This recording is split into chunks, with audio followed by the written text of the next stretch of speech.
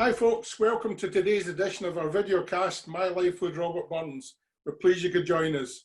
I'm Douglas Mackenzie, and joining me in our conversation with today's guest is Jim Thompson. Hi Jim. Hi Douglas, hi everybody.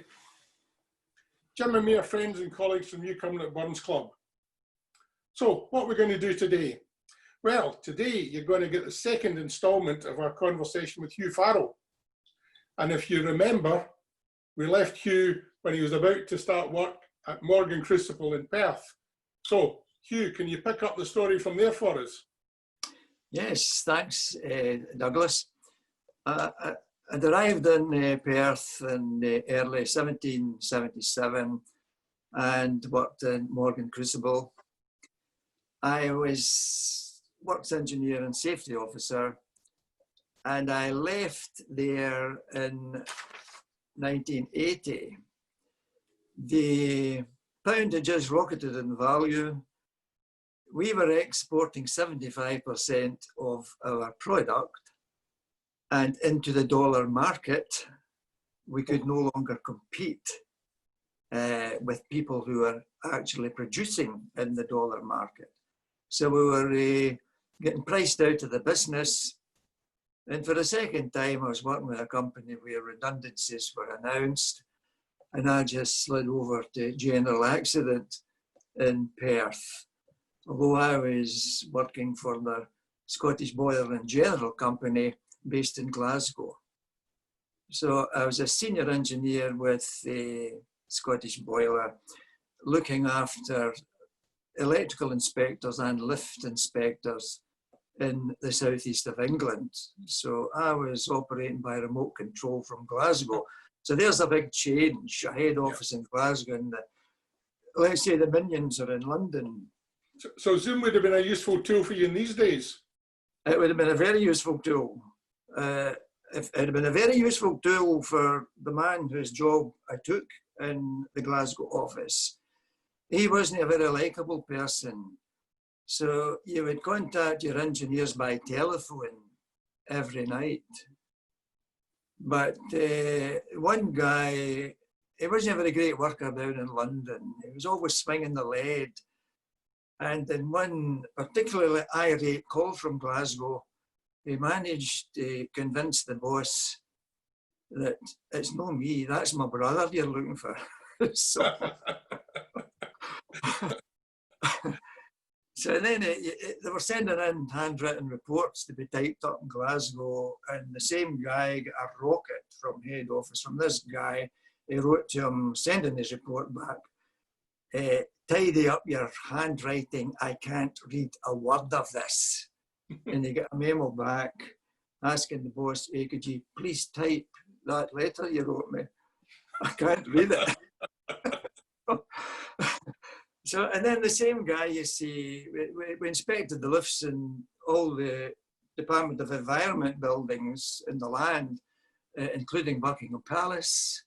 So the guy that was roaming up to Buckingham Palace every 6 months.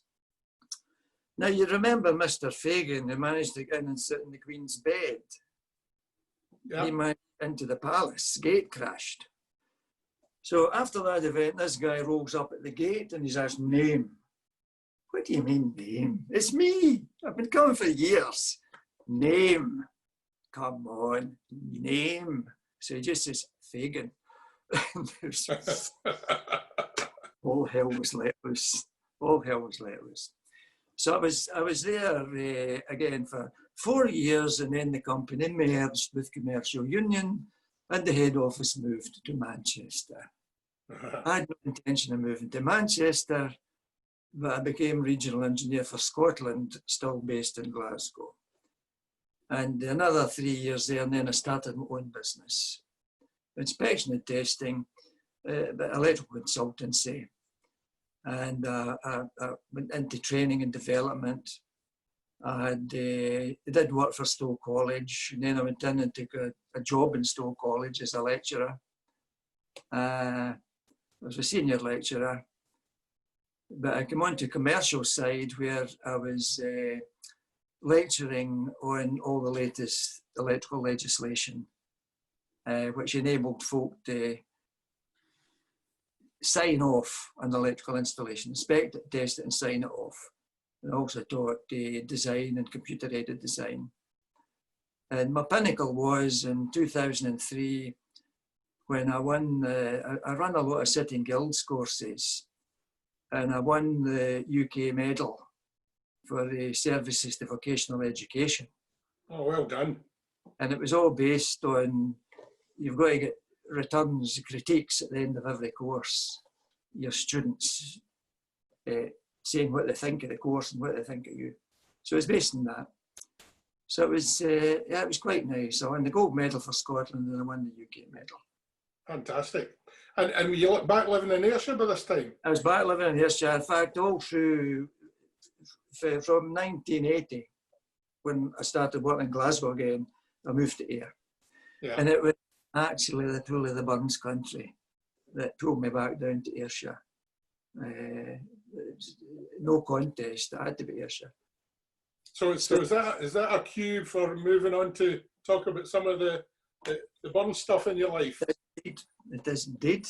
Well, before we do that, just let's give a wee plug to your family. Let's give them a mention. Yes, well, my wife's Mary, and again, Garallan House.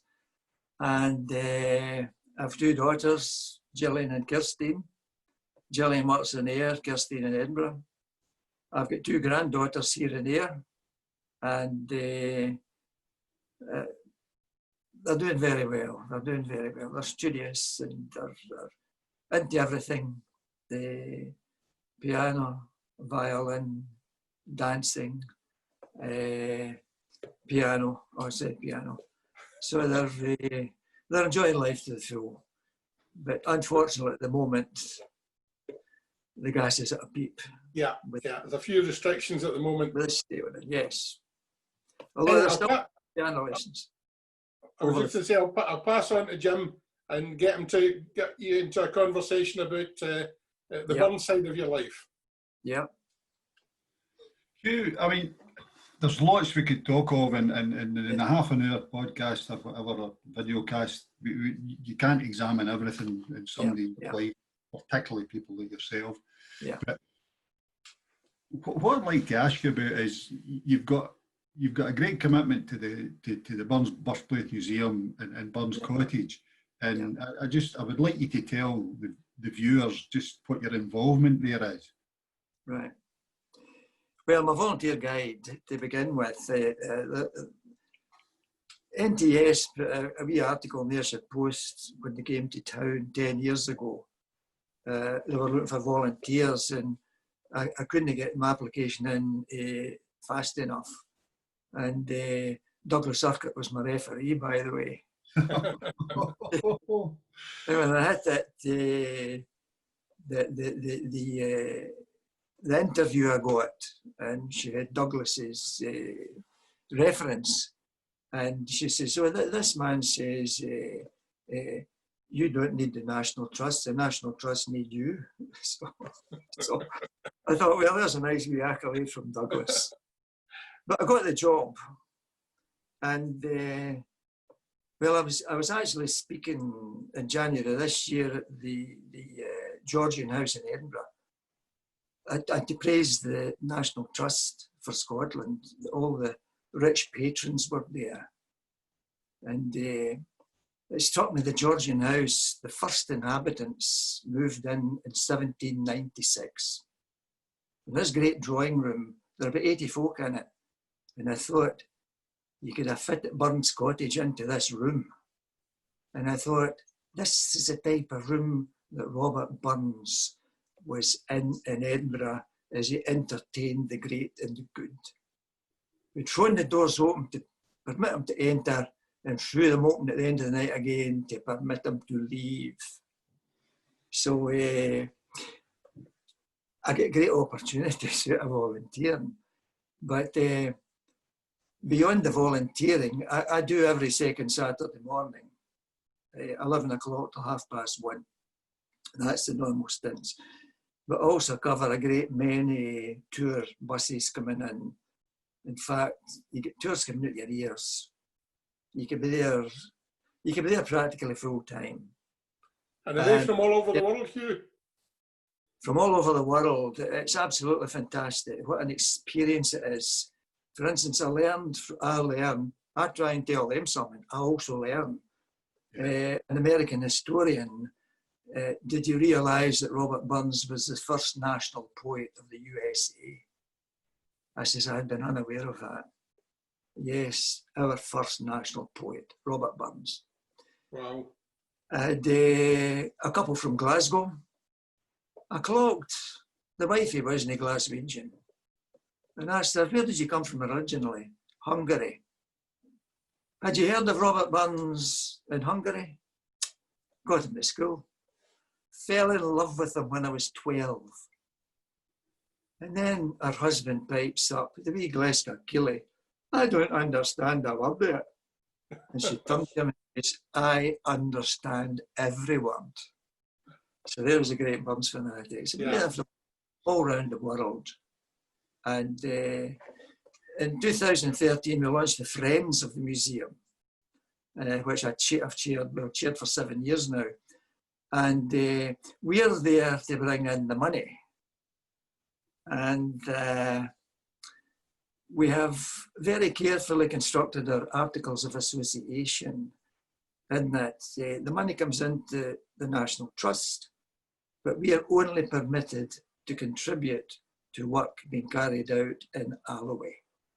The cottage, the museum, the monument, the grounds, we're not permitted to go beyond that.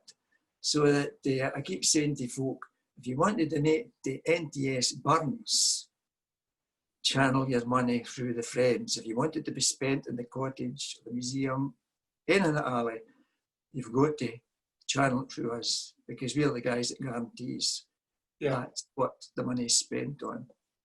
So it's a very busy life. The Friends have got a shop in the Monument Gardens. We sell plants and we sell trinkets, arts and crafts that foreigners could take away in a handbag or a pocket as a wee memento. But it's the guiding that's phenomenal. The people you meet, and you meet some people that hate Robert Burns. They're religious. All hail religion made divine. Pardon a muse, I mean is mine. When a rough imperfect line thus doors to name thee, to stigmatise false friends of thine, could ne'er defame thee. And that disarmed a man who said that Robert Burns was an atheist, was the Antichrist. So you can always pick up a verse that suits the occasion, and that's the magic about Burns. He's got a verse for every occasion. Could you just, we're on Burns in the Cottage, could you maybe let the viewers know again about that absolutely wonderful event every January in the cottage itself, the Burns Supper, because having been honoured to be invited to it, it's a wonderful, wonderful thing, and I think folks should know all about it. Yes. Yes, well, I pleaded with the National Trust for about 3 years to bring the supper back to the cottage on his birthday, and tried to base it on the report of the 1801 supper in the cottage. A lot of argument about, oh, what was the first Burns supper? What was the first Burns club? And well, Hamilton Paul, who was writing the accounts of those suppers, as you're going through the 1800s O's, he is referring to it as a club, the club of gathering for these suppers. So it was in the cottage until 1809, after which time it was too big for the cottage. I moved to the King's Arms Hotel in Ayr, which stood about across the road for Paul Williamson Butcher at the bottom of the High Street. It's no longer there. It's a wee pity it's no longer there. So that supper, I eventually got them worn down, and this is right, okay, we'll have it, but you'll need to run it. I says, oh, magic, I'll run it. And They arrived at a price of £250. Now, I thought, I was a wee bit restive about that. We're pricing the poor man out. So I hold back 2 tickets for a raffle. You can win a pair of tickets for £1. And I was a guy for Cumnock that won them this year. So it's... I come up won them the year I was there as well, because it was my class at the Skill. Why, who was that? Oh, Jim, forget. I know his wife's from New Cumnock. She's right, aye. Well, we've had a man from America 5 times. All suppers he's been to. And last year he flew in from New York on the 25th of January and flew out to Dallas on the 26th. Wow. He's a very learned man, a grey-headed man, but still working. He's in the Chemists Club in New York. And I've never met a man like him. He knows something about everything. He's even writing to me in Latin. I haven't told him he's wasting his time yet. But at the first supper, he just turned to him at the end of the night. He says, "This is my Jerusalem." And he's down for next year again, but who knows? Who knows what's next year?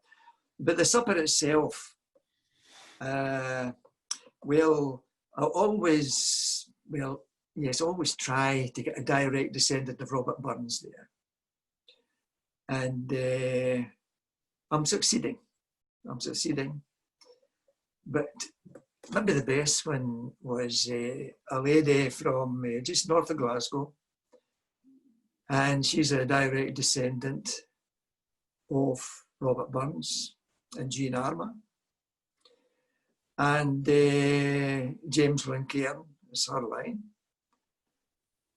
And she came down to meet me first. I took her out to the museum. She got in the back store. She was over the moon. And we've got a wee portrait of Jean Armour in the museum. Now, it's maybe about 12 inches by 12 inches. Black and white. It's Jean Armour and her granddaughter, Sarah. This lady's got the original. Wow. Original measures 5 feet by 4 feet. So I've been trying to get that original down to the museum. She's willing to give it on loan.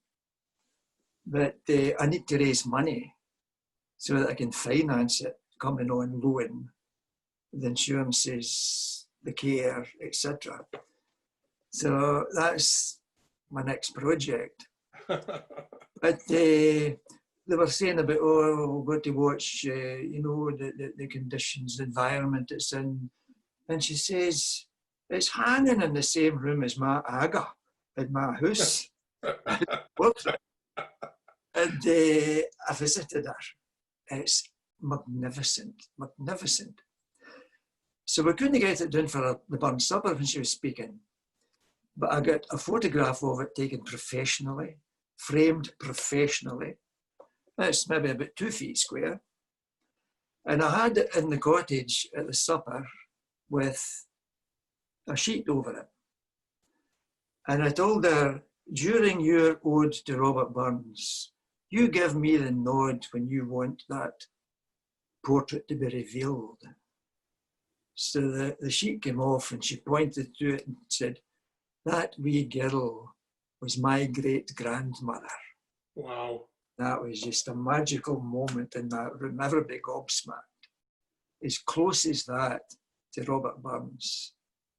So we meet in the red room beside the cottage. It's about 6:15 for a drinks reception. Because I've been to many Burns suppers, and you maybe talk to the buddy next to you and the buddy next to you, and you don't know half the folk, and you don't get mixing. So I decided we're going to have a drinks reception, all included in the ticket. And for half an hour, you can mingle and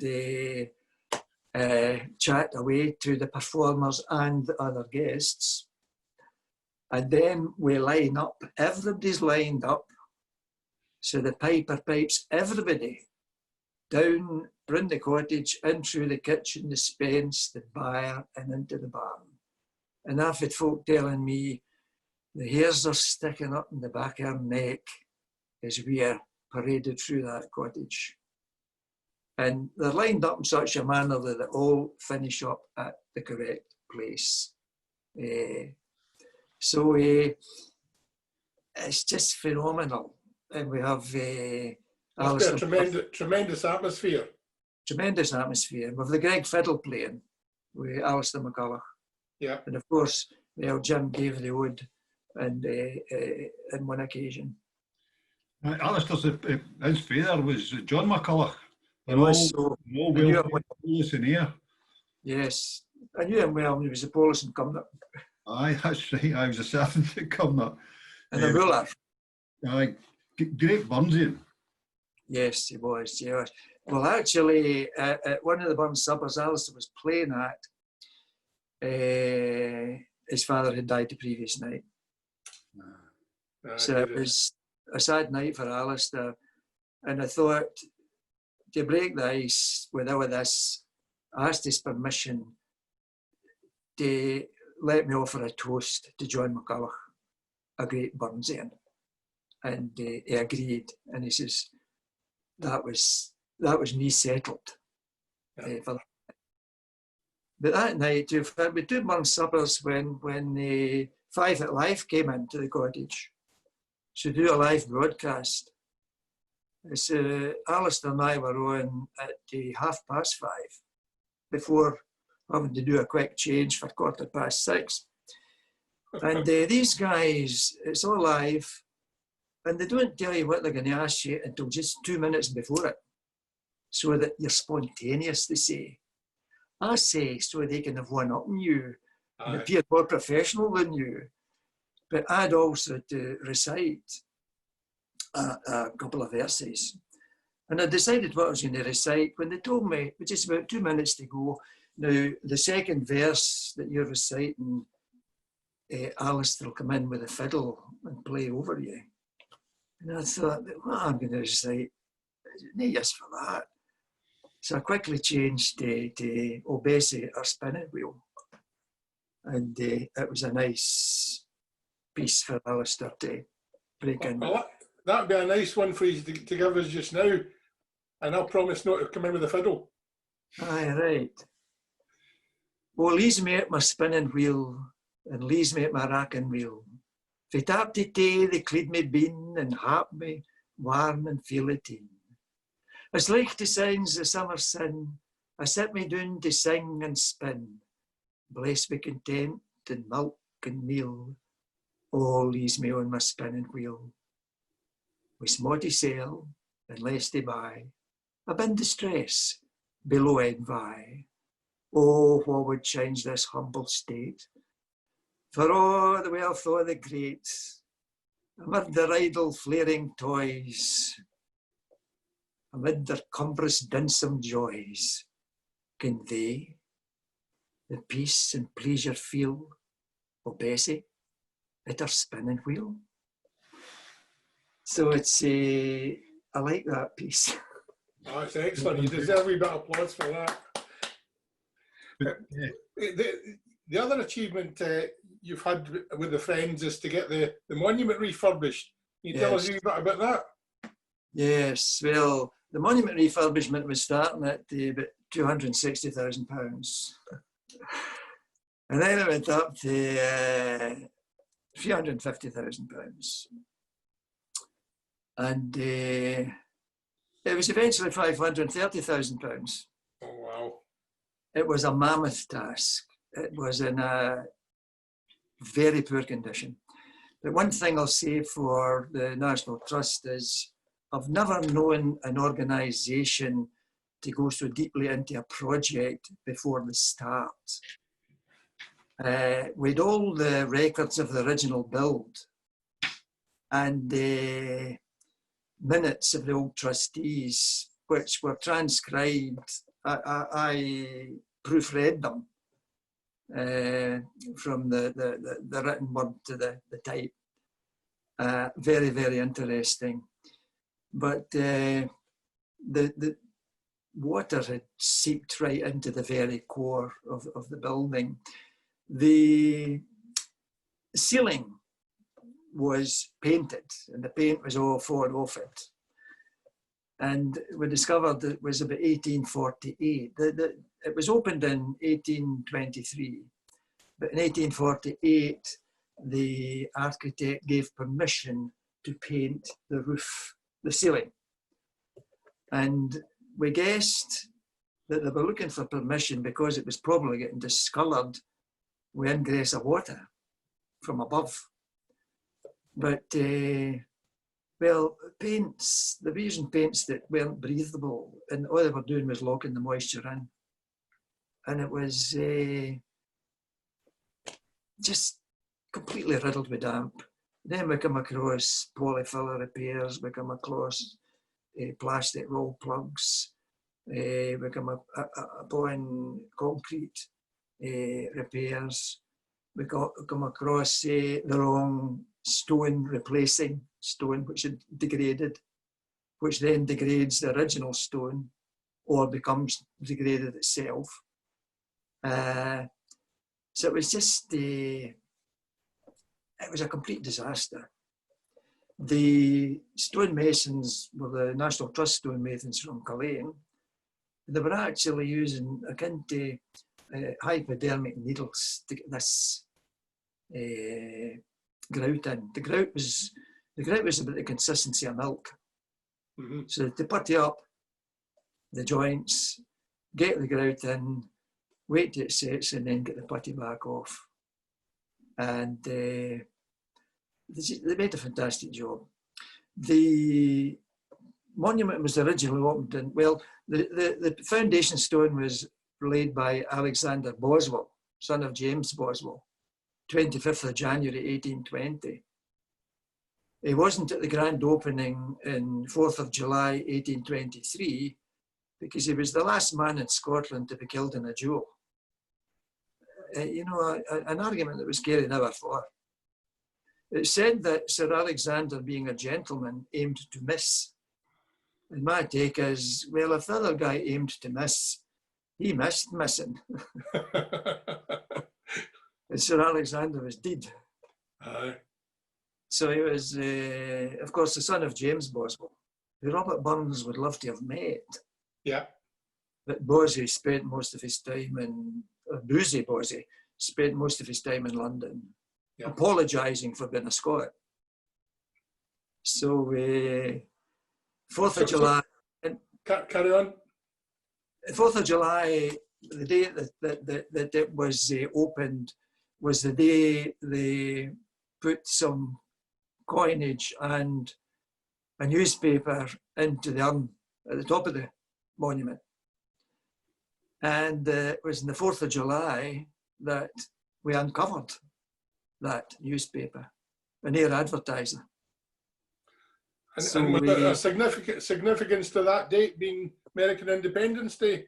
American Independence Day, and you know, Burns was quite keen on that event, American independence.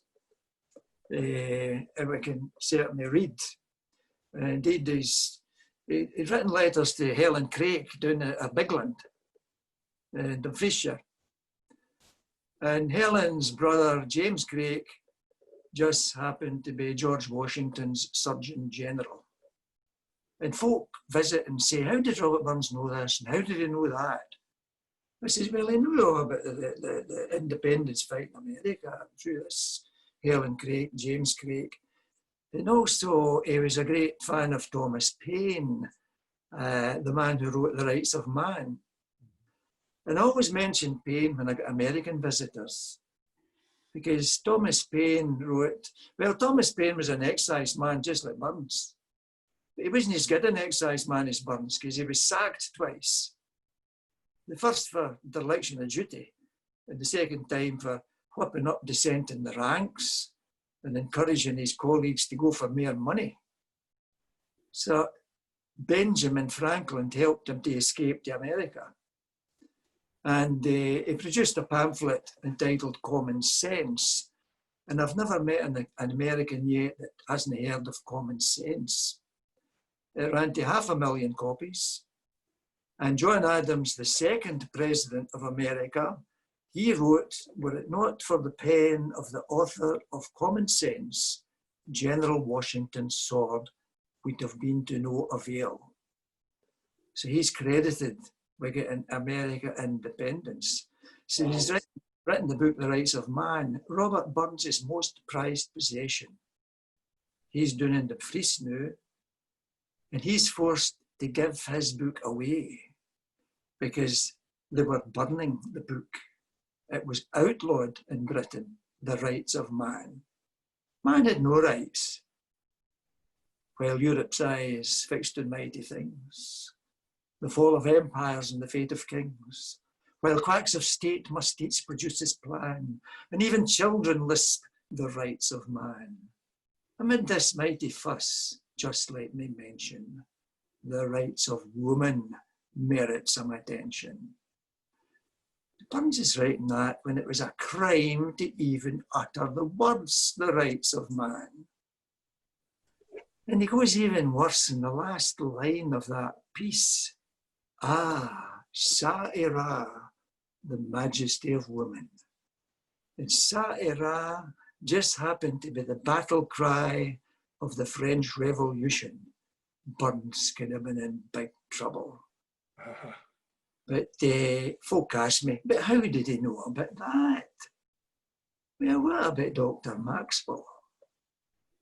Dr. Maxwell, a Sanker boy, and looking after Robert Burns in his dying days, was one of the escorts when Louis XVI was taken to the guillotine. So of course he knew everything about the French Revolution. Who shall not sing God Save the King shall hang as high as the steeple. But while we sing God Save the King, we'll not forget the people. Wow. Burns in a nutshell. And that quotation, just as an aside, is as you walk into South Ayrshire Council's office down there, it's on the floor as you walk in the main entrance, and hopefully we'll never forget it. But if I can maybe move you on a wee bit, Hugh, because you've started again with another National Trust property in Tarbolton, and could you enlighten the folk about what's happening there? Yes. Well, the operations manager at the museum spoke to him about Tarbolton, and the footfall was way down. Very, very few visitors. And, if you don't get enough visitors, you don't stay home. And she asked me if I could do something about the Bachelors Club or the Friends, if the Friends could do something. And I said, well, the Friends could do something, but no officially, because we're not allowed to give the money anywhere else other than here. So I decided I'd go alone, and I went to meet the Bachelors Club committee and outline my ideas. I wanted to be performing. I wanted to be debating. And really, I also wanted a speakers club, which has never come to fruition yet. I was president of Kyle Speakers Club in Ayr at one time, and I thought absolutely fantastic evenings, and really bring people forward and give them the confidence to speak in public and do it properly. But we had the meeting with the committee. They agreed with some of my ideas. They didn't agree with some of my ideas. We led that on to a second meeting, which we held at the museum. And I got Tracy Harvey and company to come to that meeting. And we decided, right, we're going to have performance evenings. That was to be the starting point. So now on the first Tuesday of each month, we have just a fantastic time. And I think Douglas can vouch for that. Tremendous. Yes. Great talent and songs, music, poetry, stories, and above all, a bit of laughter, a bit of banter, but an awful lot of Burns. So that's been happening the first Tuesday in the month, now via Zoom. But the money raised, it's donation only. They we expect everyone to donate, even the performers donate. And I hand the money into the museum, but for the Bolton Bachelors Club account only. I'm interested, having been involved previously when Joe Kennedy kind of resurrected the idea of the Bachelors Club per se as a room for men to sit and debate in. Yeah. The debates, I mean, I was just there to pick a fight, if I tell the truth, say something and then leave, basically. But some of the nights were absolutely wonderful, and the debates were ranging across all sorts of Burns topics. Yeah. It'd be lovely if we could maybe, get that started again. Well, we have started. We've started debating nights. I made a kind of conscious decision about that because the Bolton Bachelors Club first meeting was Monday, the 11th of November, 1780. And we reconvened on Monday, the 11th of November, 2019. So the day, the month, exactly the same. And we are running in the third Monday of the month now for the Bolton Debating Society. It's no the Bolton Bachelors Club. Robert Burns called it the Debating Society. And it really became the Bachelors Club ongoing, but he had never named it the Bolton Bachelors Club. And you don't need to be a bachelor, you don't even need to be a man. So, but we're trying to build it at the moment, and we're desperate to have more people coming in to get some lively debates. The debate we had on the first night that we reconvened was the same topic as the first night in 1780. And it boiled down to, should you marry for love or money?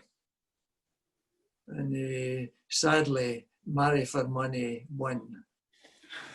It didn't win because we agreed with that. It won, it was a draw, but the team that were arguing for marrying for money didn't believe in it. And it's more difficult to debate and support something you don't believe in.